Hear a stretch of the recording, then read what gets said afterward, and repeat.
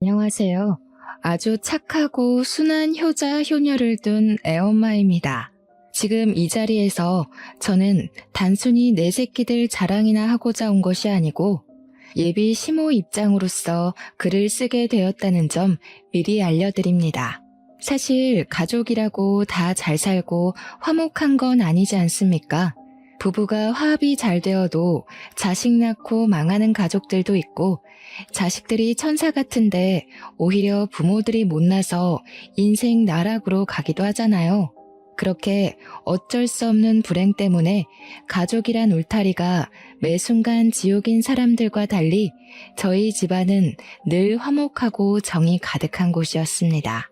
적어도 예비 며느리를 만나기 전까지는요. 자녀들이 내 마음 같지 않게 엉뚱한 길로 셀 수도 있다고 보는데 그건 온전히 자녀들이 겪기도 해봐야 할 가시밭길이라고 생각을 해요. 하지만 그 가시밭길 때문에 다른 가족원들에게 피해가 간다면 그건 잘못된 길이라고 판단하고 싶습니다. 제겐 겨우 얻은 예비 며느리가 있는데요. 남의 집 귀한 딸 데려와 함부로 할 생각은 추호도 없던 저는 예비 며느리 소식을 들었을 때 그저 기쁘기만 했습니다. 그런데 그게 제 인생 최대의 고민이 될 줄은 몰랐네요. 전 나름 죄 안 짓고 성실하게 살아왔다고 생각했는데 왜 제게 며느리 복은 주어지지 않은 건지 지나고 보니까 좀 속상하더라고요. 집에 새 식구 하나 들어올 뻔했다는 것만으로도 그저 효자이기만 하던 제 아들이 그렇게나 악의적으로 변할 수 있다는 건 제가 정말 지금 생각해도 아직 가슴 떨리고 무서운 일이에요. 저는 섬에 사는 사람인데요. 남편과 거제에서 살다가 사랑스러운 우리 연년생 자식들을 낳고 섬에 들어가게 되었습니다. 사실상 직장을 옮긴 남편을 따라 섬으로 들어가게 된 거였죠. 남편이 어장 일을 했기 때문에 거제에서 이를 친구 소개로 육지도라는 섬을 알게 되어 직장을 옮기게 된 거였습니다. 육지도에는 학교가 중학교까지밖에 없어요. 그래서 저는 중학생 때까지 육지에서 키우다가 고등학교 때부턴 객지로 보내 애들을 자취시켰습니다. 섬에서 좋은 것만 먹고 좋은 것만 보고 살았는지 우리 애들은 군말 없이 효자 효녀로 잘 자라주었어요. 사교육이 어려운 육지라는 지역에서 겨우 교회에 아는 지인 딸에게 과외비를 주고 수학을 배우게 한 것 말고는 따로 공부를 시킨 것도 없는데 고맙게도 애들이 알아서 성적 관리까지 잘 하더라고요. 육지 학교 안에서 1, 2등을 하는 성적이었지만 사실 객지 친구들과 직접 겨뤄보지 않은 성적이기에 저랑 남편은 애들 공부 실력에 관해 큰 기대는 안 했어요. 그런데 이 기특한 애들이 고등학교를 가도 전교 5등 안에서 노는 겁니다. 그때도 신기하기만 했는데 고3이 되고 수시 입시를 지원할 때 딸 담임 선생님한테 전화가 오고 다음 해에 아들 담임 선생님한테 전화 왔을 때 알았어요. 우리 애들이 정말 잘하는 애들이구나 하고요. 저희 집의 경우 특이하게도 딸이 의대의 길을 가니 아들도 누나를 따라 의대를 가게 된 경우거든요. 저랑 남편은 우리 자식들이 둘 다 의사의 꿈을 가졌었다는 걸 지금 생각해도 놀라운 점이라고 보고 있어요. 그렇다고 저랑 남편이 강요한 건 절대 없었습니다. 둘이서 알아서 착실하게 자기 살 길을 이룬 애들이 얼마나 자랑스러운지 몰라요. 애들 덕분에 졸지에 우리는 섬에서 자식 농사 잘한 집안으로 소문이 나기도 했었답니다. 동네 사람들이 우리더러 애들이 알아서 잘 커주니 참 걱정 없겠다며 많이 부러워했는데요. 사실 자식 둔 부모들은 다 알 거라고 생각해요. 내 자식 내가 눈 감기 전까지 걱정하고 마음 졸이는 게 부모 마음이지 않겠습니까? 그러니 무려 의사 자식을 둔 제게도 자식을 향한 고민은 끊임없이 있다는 겁니다. 저희 애들이 남부럽지 않을 만큼 참 잘 커주었는데 제 마음속 딱 하나 걸리는 문제가 있었어요. 애들 둘 다 나이가 30대 중반이에요.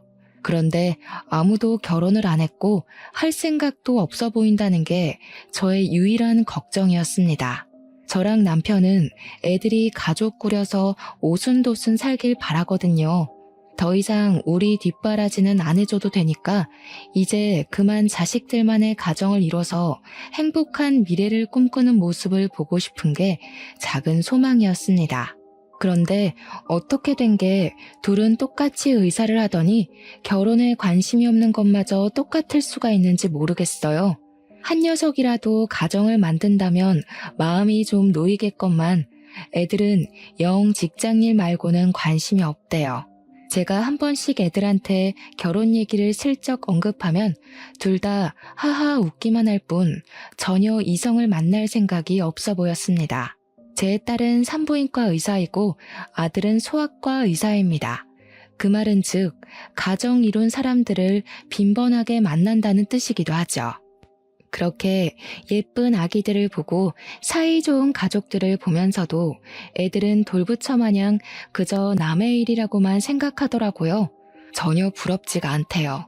남편은 애들 알아서 잘하니까 그냥 자기 인생 알아서 살게 내버려두라고 하길래 입은 다물고 있었어요. 그렇다고 해서 아예 마음이 놓이지는 않았죠. 그렇게 나이 1살, 2살 먹어가던 중이었어요. 차츰 애들 결혼에 대한 기대를 체념하고 지냈는데 얼마 뒤 제게 깜짝 놀랄 만한 소식이 들어와요.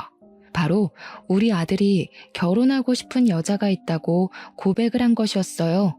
우리 애들이 워낙 효심이 깊어서 주말에 바쁜 시간을 쪼개 매번 섬에 들리는데 한날 저녁 식사를 하면서 예비 며느리가 있다고 말을 해줬습니다. 정말이니? 아이고, 어떤 사람이니? 우리 아들이 선택한 사람이라면 정말 착하긴 하겠구나. 너 아직 레지던트인가 그거라면서 한창 바쁠 텐데 어떻게 인연이 다 되었을까? 같은 일 하는 사람이니? 예비 며느리 소리를 듣는데 얼마나 기대가 되던지 저는 설레는 마음으로 아들에게 이런저런 질문을 했습니다. 아들은 어떤 대답도 못하고 그저 표정만 어둡게 하고 있었는데요. 이상하게도 분위기가 뭔가 말해주길 망설이는 눈치였어요. 아들이 입술을 뗄 때까지 제 속이 얼마나 타들어갔는지 모릅니다. 그리곤 조심스레 예비 며느리에 대해 말하는 아들의 발언에 저는 타들어간 심장을 움켜쥘 수밖에 없었어요.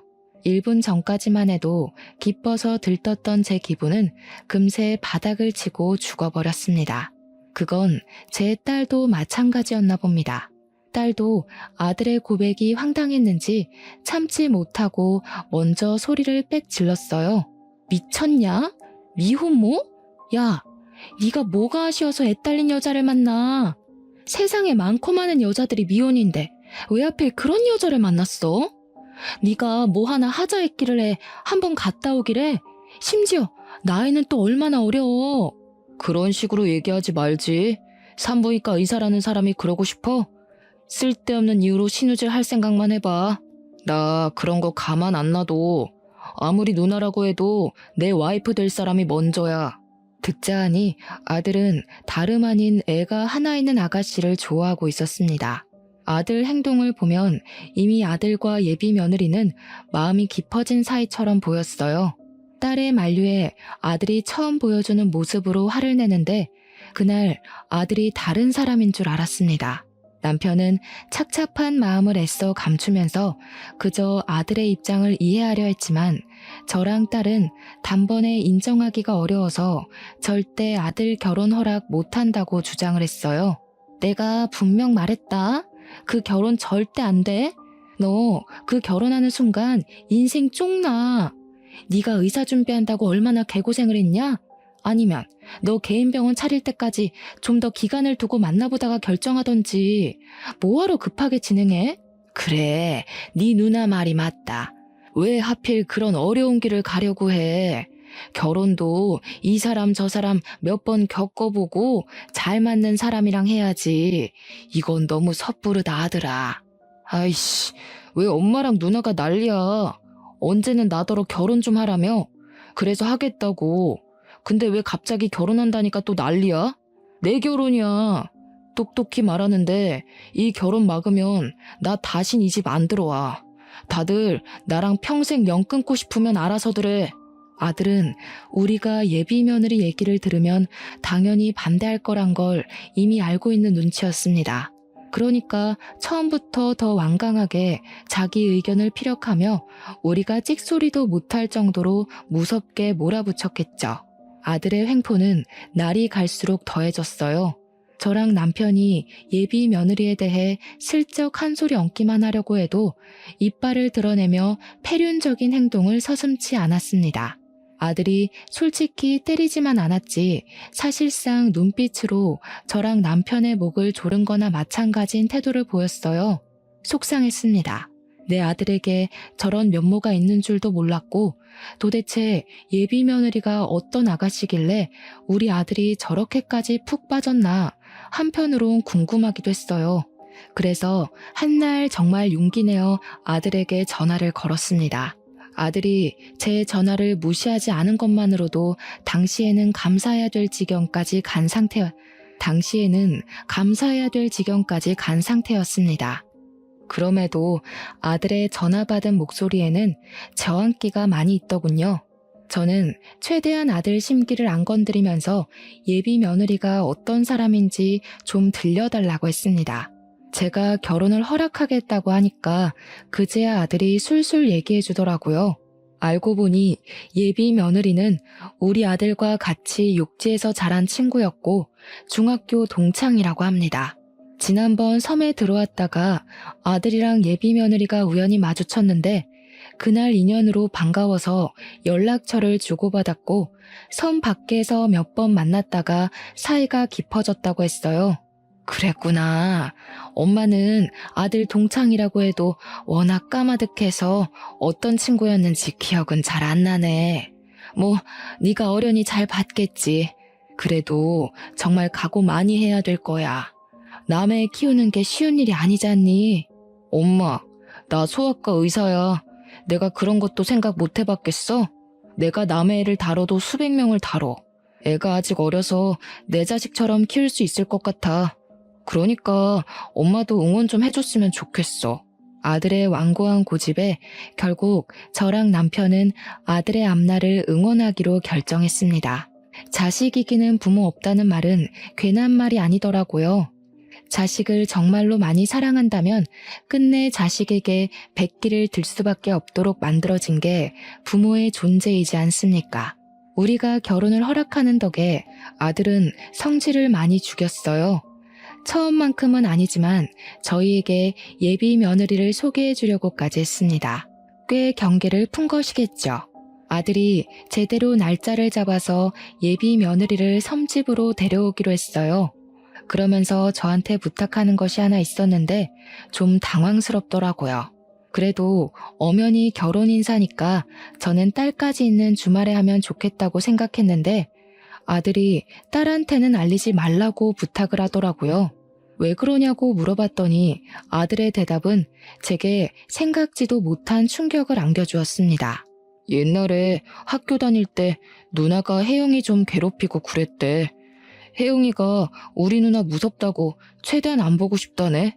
그 얘기 듣는데 진짜 내가 다 쪽팔려서. 그래도 내가 한때 누나 존경했었거든? 이젠 누나란 사람이 제일 최악이야.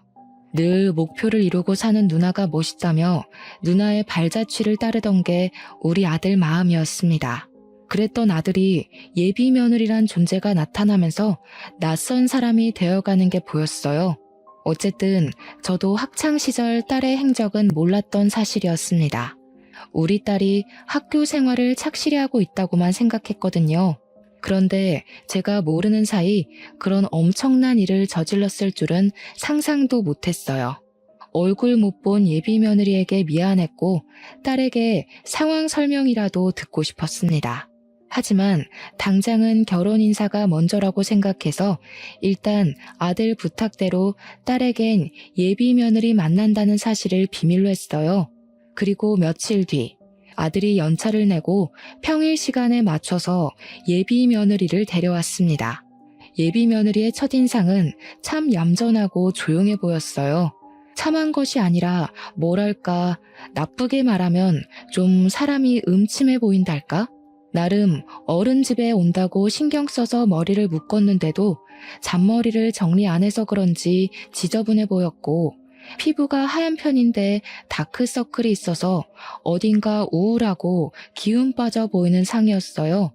인상이라도 좋으면 어떻게든 예비 며느리를 고운 눈으로 봐주려고 했는데 들어와서도 저랑 남편의 눈을 똑바로 못 쳐다보고 죄인처럼 바닥만 보고 있는 예비 며느리가 예뻐 보이진 않았습니다. 게다가 아들이랑 둘이 같이 들어오는데 아들 품에 예비 며느리 애로 보이는 아기가 안겨 있더라고요.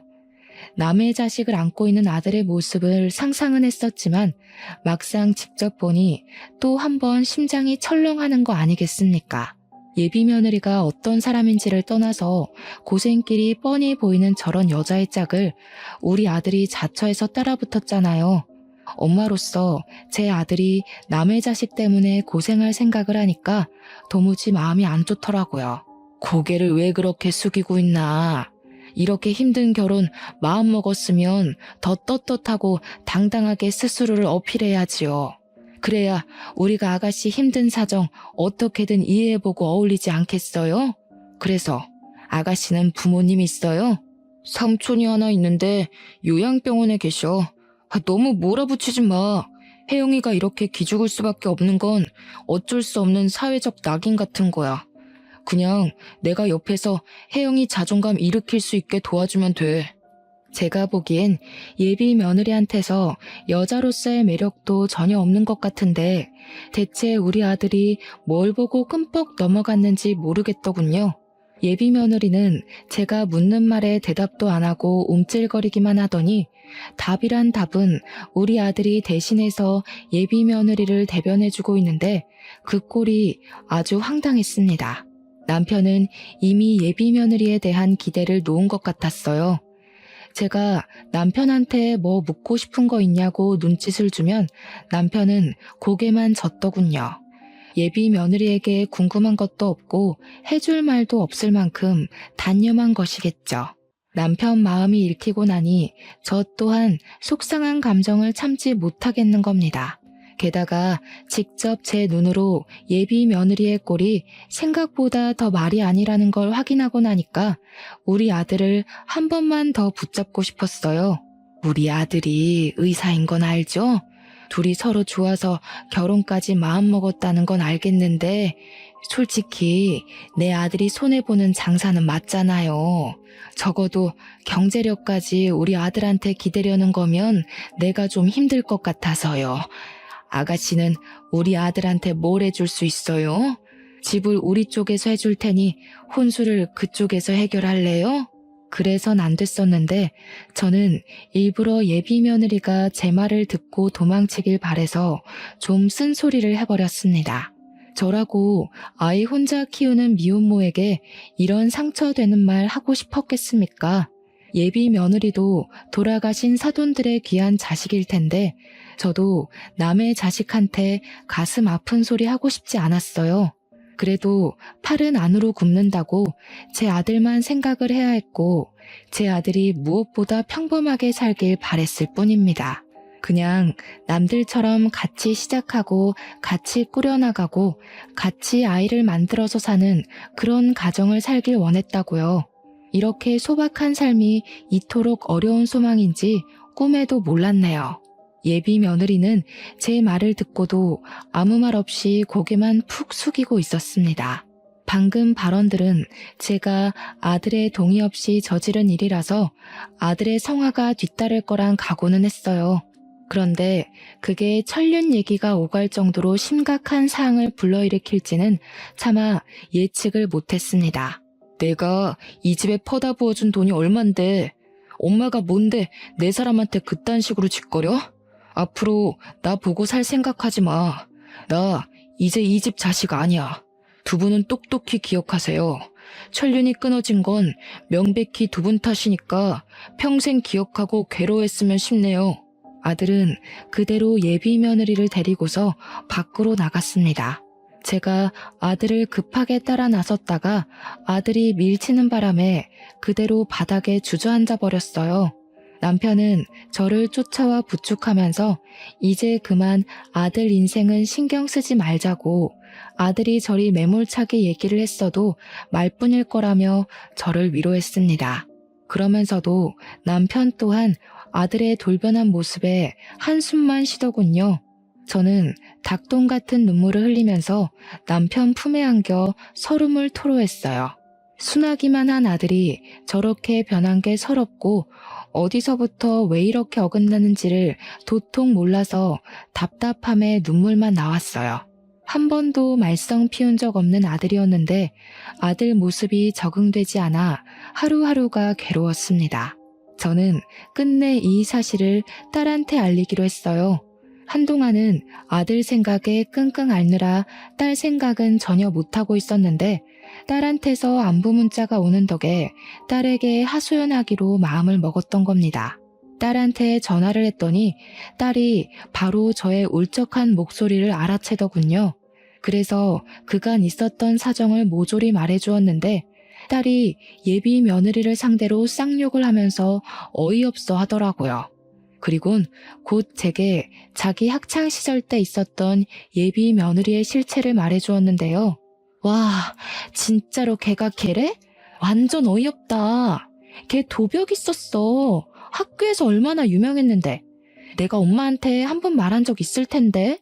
걔가 여자애들 생리대며 화장품이며 얼마나 훔쳐갔는지 알아? 여선생님 안경까지 훔쳐서는 그 선생님 바로 다음 해에 나가버렸잖아. 그년 설마 내 동생이 의사인 거 알고 일부러 들러붙은 거 아니야? 딸의 말을 듣고 좀 놀랐습니다. 분명 예비 며느리가 우리 딸한테 괴롭힘을 당했다고만 들었는데 딸의 얘기를 들어보니 예비 며느리는 스스로 왕따를 자처했던 거였어요. 그걸로 모자라 오히려 자기의 왕따 처지를 잘도 이용했는데 일부러 교실에 혼자 있는 시간 많이 만들고는 혼자 남았을 때 절도를 여러 번 저지른 것 같았습니다. 심지어 제 딸 물건까지 훔쳤다가 딸이 예비 며느리 머리채를 뜯고 싸운 적 있었다네요. 그 사건은 제가 기억이 나더라고요. 제가 그 일로 딸 때문에 학교 가서 선생님을 만난 적이 있거든요. 당시 그 학생은 우리 딸 머리핀을 들고서 자기 거라고 뻔뻔하게 우기고 있는 상태였습니다. 제가 그냥 그 학생한테 새 머리핀을 살 수 있는 용돈을 주면서 상황이 무마되었던 걸로 기억해요. 그런데 그때 그 억측스러운 학생이 제 예비 며느리라는 게 너무 충격이었어요. 물론 도벽이란 거 과거일 뿐이고 철없는 시절 저질렀던 실수였을 수도 있죠. 하지만 그건 남의 일일 때나 너그럽게 이해해 줄 수 있는 거고요. 제 아들 배우자로 과거 도벽 이력이 있는 여자가 들어선다는 게 또 용납할 수가 없는 겁니다. 그래서 이 사실을 아들한테 알려주려고 잘할 줄 모르는 문자까지 이웃집 자식한테 배워서 장문의 글을 전송했습니다. 그랬더니 바로 아들에게서 쌍욕 문자가 날라오더군요. 자기는 이제 엄마 없다면서 연락하지 말라길래 저는 철렁 내려앉는 심장을 부여잡고 주저앉았습니다. 언젠가는 으스러질 길로 향하는 아들을 이대로 내버려 둬야 하는 건지 어쩔 도리가 없어서 난생 처음으로 인생의 막막함을 느꼈어요. 남편은 여전히 어쩔 수 없는 일이라고 아들도 직접 지옥을 겪고 혼쭐 나봐야 된다며 내버려 두자고 했는데도 이게 아빠 마음과 엄마 마음은 또 다르거든요. 남편은 자기 자식을 강하고 따끔하게 혼내서 올바른 길로 인도하고 싶겠지만 엄마인 저는 내 자식이 최대한 나쁜 길은 피해가도록 알려주고 싶은 마음이 컸어요. 그렇게 며칠간 소가리를 한 끝에 저는 결국 남편에게 한 가지 부탁을 했습니다. 바로 아들 있는 객지로 좀 나갔다 오자는 마지막 몸부림이었죠. 남편도 아들 내버려 두라면서 신경 안 쓰는 척해도 속은 그게 아닌가 보더라고요. 아들 인생이 나락으로 가고 있는 게 뻔히 보이니까 마음에 걸렸는지 제 제안을 흔쾌히 수긍했습니다. 저는 아들이 아닌 딸한테 물어 아들 자취방 주소를 얻었어요. 당시 아들이 제 연락을 일절 무시했거든요. 딸은 처음엔 저희가 아들 집에 찾아가는 걸 말렸습니다. 아들이 지금 눈깔 돌아서 부모도 모른다고 이대로 갑자기 찾아가면 무슨 폐륜을 저지를지 모른다는 얘기였어요. 하지만 저는 그 정도는 감당할 수 있다는 생각으로 아들 집을 찾아간 겁니다. 이대로 일이 잘못되면 영영 우리 아들을 보고 살 수 없을지도 모를 것이고 결국 돌아올 수 없는 강을 건넌 아들의 밑바닥까지 확인하는 꼴만 되겠죠. 최악의 최악까지 예측을 했고 마음을 계속 다스렸습니다. 아들이 저희를 영원히 안 보고 살지언정 저는 아들에게 마지막 경고를 때려야 될 것 같았어요. 딸도 할 일 마치고 아들 집으로 바로 출발하겠다고 하더라고요. 저는 이번에 진짜 마지막으로 아들을 붙잡아보고 정말 안 되면 아들을 놓아주기로 결단 내리며 아들이 지내고 있는 부산 집을 찾아갔습니다. 문전박대 당할 각오를 하고 초인종을 눌렀더니 안에서 갑자기 쿵쾅대며 난리가 났더라고요. 한참이나 별다른 기척 없다가 뒤늦게 문이 확 열렸는데 우리 아들 집에서 나온 사람은 아들이 아닌 예비 며느리였습니다. 예비 며느리도 문 열기 전 인터폰으로 저를 확인 안 하고 문을 연 건지 깜짝 놀라더라고요. 놀란 건 저도 마찬가지였어요. 당연히 제 아들이 내다볼 줄 알았거든요. 어머님이 여긴 어쩐 일이세요? 오시는 거면 연락을 하셨어야죠. 오빠한테 연락하고 오신 거예요? 아닌데. 오늘 아침까지도 오빠한테서 별말 없었는데. 아들이 연락을 안 받으니 할 말이 있어도 할 수가 있어야죠. 그런데 아침이라니? 설마 둘이서 동거하는 건 아니죠? 예비 며느리는 그저 제 질문보다는 다른 곳에 신경을 두고 있는 듯 했습니다. 제 질문에 옳게 대답 못하고 동문서답하는 걸 보니 어딘가 모르게 뒤구린 징조가 느껴졌어요. 게다가 며느리의 편한 옷차림을 보니까 동거를 하고 있는 사실이 맞는 것 같더라고요. 저는 예비 며느리에게 더 묻지 않고 그냥 눈으로 보는 게 나을 것 같아서 제 앞을 막아서고 있는 예비 며느리를 밀어내고 안으로 들어갔습니다. 그리고 저는 거실에서 걸음을 세울 수밖에 없었죠. 예비 며느리가 왜 그렇게 정신 딴 데 팔린 사람처럼 행동했는지 그 이유가 눈앞에 서 있었기 때문이었어요. 들어갔더니 있어야 될 우리 아들은 없고 웬 백팩을 맨 아저씨가 하나 서 있더라고요. 저랑 남편이 예비 며느리한테 누구냐고 의심의 눈초리로 물었더니 예비 며느리가 당황하면서 삼촌이라고 하는 겁니다. 삼촌은 요양병원에 계신다고 하지 않았니? 왜 주인도 없는 집에 객식구가 들어와서 주인 행세를 하고 있는 건지 모르겠네. 아들도 아는 사실이야? 그럼요. 제가 오빠 허락도 안 받고 아무나 드렸을까 봐요. 그리고 저희 삼촌 크게 몸 안 좋은 거 아니라서 외출도 가능해요. 삼촌, 이제 그만 가봐. 나는 어머님 아버님 모셔야 돼서. 예비 며느리는 성급하게 그 아저씨를 쫓아내려고 했습니다. 저희가 예비 며느리의 적극적인 태도를 그날 처음 봤거든요.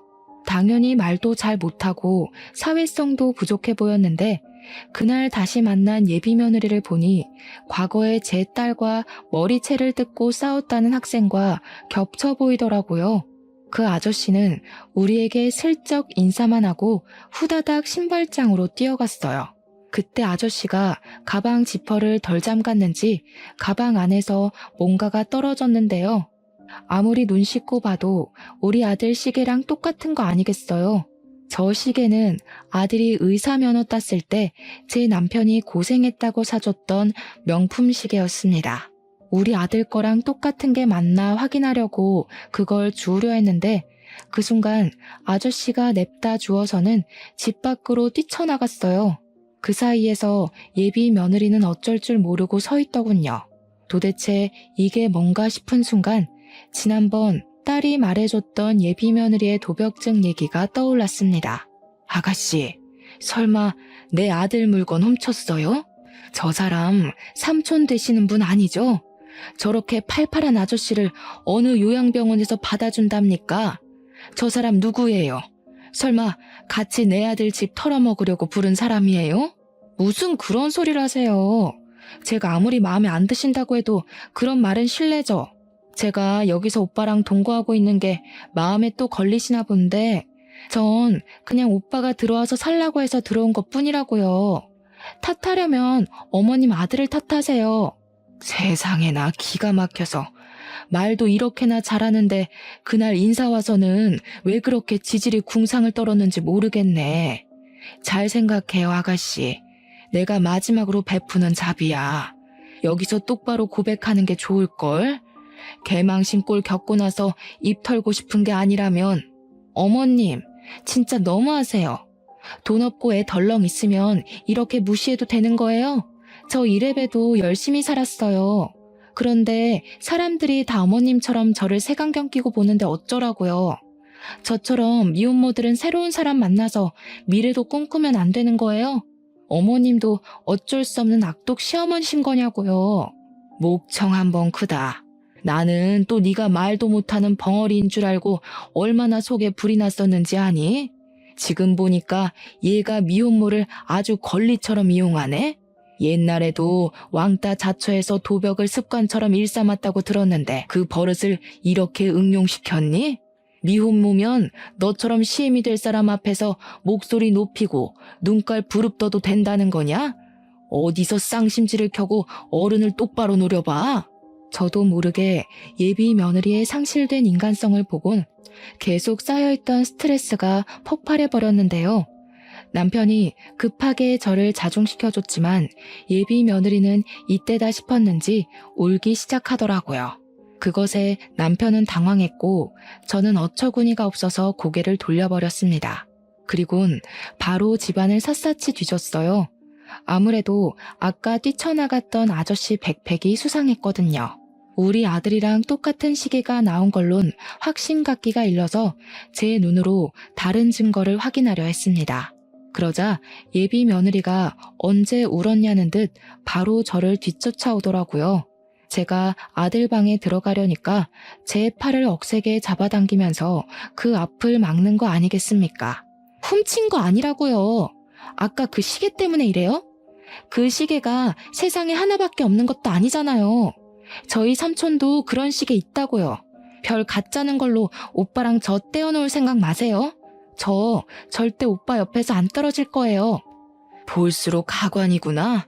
그래, 네가 이렇게 나와준다면 나야 고맙지. 그렇게 떳떳하고 결백하면 뭐가 두려워서 내 앞을 막고 있는 거니? 이참에 내가 네 앞에 고개 숙이고 사과하도록 만들어봐. 저는 남편에게 예비 며느리를 붙잡고 있어주길 부탁하고서 아들 방문을 열고 들어갔습니다. 겨우 두 발 내디뎠는데 저는 바로 제자리에 설 수밖에 없었습니다. 방이 아주 아수라장이 되어 있더라고요.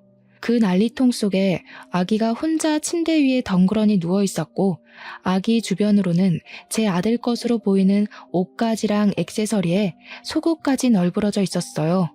마치 다 펼쳐놓고 골라서 빼놓은 것처럼 헤집어져 있기도 했습니다. 오빠 방 정리 중이었다고요. 저 원래 방 청소 이런 식으로 해요. 그렇게 못 믿겠으면 오빠한테 전화해서 확인해보라고 하든지요. 누가 뭘 했니? 그래, 너 말 잘했다. 이참에 아들까지 불러서 삼자대면 하자꾸나. 수상한 게 한둘이 아닌데 내가 네 말을 어떻게 믿겠어? 저는 바로 아들한테 문자로 호출을 했습니다. 평소 제 문자도 씹던 아들은 그 연락만큼은 무시를 못하겠는지 급하게 반차를 내고 집에 도착했어요. 아들이 엉망으로 되어 있는 집안 꼬락서니를 보고는 제가 예비 며느리한테 해코지라도 한 줄 알더라고요. 아들을 불러낸 건 저였는데 정작 아들은 저한테 화나서 소리를 냅다 질렀습니다. 누가 당신 아들이야? 내가 더 이상 당신 아들 아니라고 했지? 혜영이 없으면 내 인생도 없는 거라고. 대체 몇 번을 말해줘야 알아쳐먹을 거야? 이 집 당신들이 해준 거라서 생식이라도 내고 싶었어? 어차피 명의가 내 거라서 내 집이라고 우기면 그만이야. 당장 내 집에서 나가. 아들이 미친 사람처럼 저한테 달려들어 목청을 높였는데 눈가에 불끈 힘이 들어간 아들의 눈빛에 저는 그만 겁을 먹고 말았습니다. 심장이 강하게 조여오면서 숨을 쉬는 게 어려워졌죠. 그러자 남편이 나섰는데 남편은 생전 자식들한테 손찌검은 안 하는 사람이거든요. 그런데 그날 처음으로 아들 뺨을 날렸어요. 한 대로 부족해 두 대까지 날린 후 마지막엔 아들의 가슴팍을 강하게 밀쳐 중심을 넘겨뜨렸습니다. 이 모저리 같은 놈, 내가 너를 이따위로밖에 못 키운 게 죄지. 어디다 대고 엄마한테 큰 소리야? 그렇게 여자가 좋으면 이 집 갖고 영영 사라져버려. 내가 너 당장 호적에서 파버릴 거야. 이 불효새끼 같으니라고. 아들도 평생 부모한테 맞은 적이 없었다 보니 자기 아빠한테 맞은 게 나름 충격이었나 봅니다. 그리고 제 남편은 웬만해서 애들 삶에 크게 간섭질하는 부모가 아니었거든요. 어떻게든 애들 선택을 존중해 주려고 한없이 이해를 하는 사람이란 말이죠. 그런 아빠가 자기에게 손을 올렸으니 아들 되는 입장에서 얼마나 놀랐겠습니까? 저도 놀랐는걸요. 근데 우리가 아들 눈이 돌아도 단단히 돌아 있었던 걸 몰랐어요. 남편의 손찌검이 아들의 반항기를 더 끌어올린 셈만 돼버렸습니다. 벌떡 일어난 아들이 남편에게 무섭게 돌진해서 남편의 멱살을 잡았는데요. 한 대 칠 기세로 주먹까지 올리길래 제가 급하게 아들 팔을 붙잡으며 말렸습니다. 당연히 남자 두 사람을 제 힘으로 감당하기가 벅차잖아요. 그래서 급한 불부터 끄기 위해 예비 며느리에게 도움을 청했거든요. 그런데 그때 제가 못 볼 꼴을 보고 말았지 뭡니까. 제가 예비 며느리에게 당장 와서 말리라고 소리치던 그 순간 예비 며느리의 표정이 너무 소름이었습니다. 그년 얼굴에서 이미 내 아들은 자기한테 눈이 멀었으니 부모님 같은 거 안중에 없다는 확신을 담고 있는 모습이었어요. 아주 뻔뻔하게 저를 보고 비소를 슬쩍 올리는데 순간 제 손에서 힘이 빠져버렸습니다. 살면서 등골에 소름이 쫙 돋는 경험을 그날 처음 했어요. 예비 며느리가 정말 사람처럼 안 보였죠. 그리곤 그 두려운 마음이 곧 아들에 대한 원망으로 바뀌게 되더라고요. 이렇게 변해버린 아들이 너무 미워서 저는 결국 아들을 두들겨 패기 시작했고 더 이상 너희들 사이에서 손 뗄 테니까 제발 저리 나가 떨어지라고 고래고래 소리를 질렀습니다. 그러자 제 말에 불씨가 확 죽은 아들이 순순히 물러났어요. 그리곤 꼴도 보기 싫으니 바로 나가라고 하더군요. 결국 제가 예상했던 최악의 최악을 더한 일이 발생해버린 셈이었어요. 아들은 저희더러 자길 호적에서 빼든 말든 알아서 하고 다시는 코빼기도 비추지 말라고 했죠. 너무 속상했지만 우선 그날은 아들과의 대화는 틀렸다고 봤습니다. 그래서 남편을 데리고 나가려는데 그와 동시에 딸이 집에 들이닥쳤어요.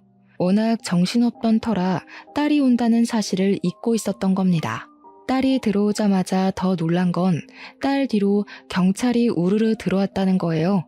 딸이 예비 며느리에게 삿대질을 하자 경찰들이 예비 며느리를 붙잡았고 집주인인 아들에겐 참고인 조사를 위해 같이 가야 된다고 안내를 했죠. 그때 딸은 가만히 있지를 않고 이 도둑년 새끼야 하면서 예비 며느리한테 달려들어서는 가방에 넣어온 5kg짜리 소금을 꺼내 예비 며느리 머리통에 좌르륵 부었습니다. 경찰에게 수갑이 채워진 예비 며느리는 손도 쓰지 못하고 소금 범벅이 된 채 비명만 질렀어요. 이 년이 옛날 버릇 난 못 주고 또 도벽증 도졌네? 옛날엔 내 머리핀을 네 거라고 우기더니 이제 내 동생을 네 거라고 우길 참이니? 사람이 배보다 배꼽이 큰 짓을 하면 이런 꼴이 나는 거야. 네 주제를 알아야지. 밑에 네 삼촌이라는 원조교제 애인 잡혀있거든? 내 동생 물건 다 뱉어내고 쳐 울고 있으니까 가서 나란히 부둥켜 안고 질질 짜라. 딸이 예비 며느리의 이마를 퍽퍽 밀면서 말을 하자 예비 며느리가 딸을 죽일 듯이 노려보면서 괴성을 내질렀습니다. 예비 며느리한테서 저런 악에 바친 고함이 나오는 게 또 놀랍고 무섭더라고요. 원래 조용한 녀석들이 미치면 더 겁나잖아요. 예비 며느리는 더 이상 본성을 숨기지 않기로 한 건지 아니면 정말 화가 나고 분하면 내재되어 있던 저런 모습이 툭 튀어나오는 건지는 모르겠네요. 어쨌든 아들이 보는 앞인데도 더는 이미지 관리 없이 평소와는 이질적인 면모를 드러냈습니다. 나도 이깟 집안 진절머리 나서 결혼 같은 거 할 생각 없었어. 오빠 도장만 찾으면 나가려고 했다고. 아씨, 다 망했잖아. 아, 짜증나. 아, 이번엔 도장이었어? 나이가 먹으니까 스케일이 커졌다? 그럼 네 말은 내 동생한테 일부러 접근했다는 거네. 내 동생이 의사 됐다는 건 동네에 소문 퍼져서 이미 전해 들은 사실일 테고 나이 먹고 추하게 욕심만 날로 과해져서 어쩌냐? 그런 잔머리 굴릴 시간에 공부를 했으면 너도 의사 됐겠다 얘. 잘난 척 하지 마. 옛날부터 언니가 그런 식으로 거들먹거리는 게 재수없었어. 의사가 뭐 대수야? 그래봤자 나처럼 촌뜨기인 건 똑같은 처지면서. 이게 촌뜨기를 무시하네? 촌뜨기도 해내는 의사를 너는 못하고 도둑질만 해댔지 않아? 뭔 자신감으로 의사를 얕볼까? 촌뜨기 무시하려면 적어도 너처럼 상식 없이 손버릇 나쁜 애들한테나 해야 제대로 무시하는 거지. 어줍잖은 수준으로 우리 집안 무시하는 건 열등감밖에 안 된단다 이 도둑년아. 딸과 예비 며느리가 하는 대화에서는 예비 며느리의 인간성을 도드라지게 확인할 수 있는 증거 현장이나 다름없었습니다. 저희들 다 놀랐지만 무엇보다 아들이 심하게 충격 먹은 것 같았어요. 바짝 경직되어선 믿을 수 없다는 얼굴로 예비 며느리만 바라보더라고요. 저는 그 모습을 보고 아들이 완벽하게 정신을 차렸으면 해서 좀 더 쐐기를 박아야 할 것 같았어요. 그래서 예비 며느리에게 다가가 그년 뒷주머니에 있는 전자담배를 꺼냈습니다. 우리 아들은 담배도 안 피우는데 명색의 악이 엄마라는 사람이 영 깡통이구나. 네 아들은 무슨 죄니? 도둑질하는데 이용하려고 애 낳았니? 동정심이 필요해서? 네 아들 네가 엉망으로 키우든 말든 우리 알 바 아닌데 내 아들까지 엉망으로 끌고 가는 건 나 못 본다. 어디 철딱서니 없이 도둑질이야? 가서 콩밥 처먹으면서 반성해. 저는 전자담배를 예비 며느리 입에 쑤셔 넣어주고 경찰에게 그만 가봐도 좋다고 했습니다. 아들은 참고인으로 같이 동행하면서도 내내 얼이 빠져 있었어요. 아들이 돌아올 때까지 우리 식구는 전부 아들 집에서 잠자코 기다렸는데 아들이 다 늦은 밤이 되어도 귀가를 안 하는 겁니다. 혹시라도 우리에게 실수한 것 때문에 자책을 심하게 해서 엉뚱한 생각이라도 할까봐 갑자기 무섭더라고요. 연락까지 안 되니까 점점 불안해져서 저는 바로 아들 찾아 나가보려고 자리를 박차고 일어났습니다. 남편이랑 딸도 불안했던 건 마찬가지였나 봐요. 다들 군말 않고 집을 나서려고 했습니다. 그런데 현관문을 여는 순간 내려가는 계단 쪽에서 웬 사람이 하나 앉아있더라고요. 네, 제 아들이었습니다. 잠깐이나마 불안했던 마음을 쓸어내리면서 저는 급하게 어두운 곳에 홀로 있는 아들에게 향했어요. 아들은 울고 있었습니다. 죄송해요. 제가 용서받지 못할 짓을 저질렀어요. 아무리 돈에 미쳐도 엄마 아빠한테 그러면 안 되는 거였는데 나 버려도 엄마 아빠 탓 안 할게. 이게 무슨 소리인가 하니 아들이 말하길 예비 며느리에게 끔뻑 넘어갔던 이유가 요양병원에 있다는 삼촌이 자기 개원하는 데 투자를 해준다고 해서 혹했다고 하는 겁니다. 그런데 경찰서에서 조사를 하다가 알아낸 건데 이미 삼촌이란 존재는 돌아가시고 없었대요. 그러니까 결국은 제 아들을 깨어내기 위한 예비 며느리의 큰 그림이었던 거죠. 예비 며느리는 함께했던 원조교제 아저씨랑 나란히 절도죄 형량을 받고 구속 처리가 되었습니다. 모든 게 처리된 이후 아들은 우리에게 진심으로 사죄하고 고개를 숙였어요. 저희 식구는 아들의 잘잘못은 정확히 따져주었고 용서는 그 뒤에 받아주었습니다. 앞으로 미안한 만큼 가족한테 잘하면 되는 거라고 버리네 마네 소리 같은 건 하지 말라고 말이죠. 그날 이후 아들에게선 큰 변화가 찾아왔어요. 가족에게 둘도 없는 효자 아들로 돌아와 준 건 다행이었지만 아들이 여자를 무서워하게 된 겁니다. 예비 며느리의 일을 평생 반성하면서 비혼주의를 선언해버리고 말았어요. 저희는 그저 아들에게 앞으로 결혼할 배우자에 대해 조심하라고 했지 결혼하지 말라는 게 아니었거든요. 아무래도 아들에겐 이번 일이 꽤나 큰 트라우마로 남을 것 같습니다. 아들이 아무 생각 없이 일만 하고 싶다네요. 세월이 우리 아들의 마음을 치료해 줄 거라고 믿는 것밖엔 따로 수쓸 방법은 없을 것 같아요. 정말 별난 예비 며느리 한번 겪고 나니까 괜히 저도 애들한테 결혼을 부추긴 행동을 조금 자중하게 되었어요. 사실 결혼이 인생의 전부가 아닌데 제가 너무 결혼에 큰 의의를 두고 있었던 듯 싶습니다. 결혼은 해도 되고 말면 말고의 풍습뿐이잖아요.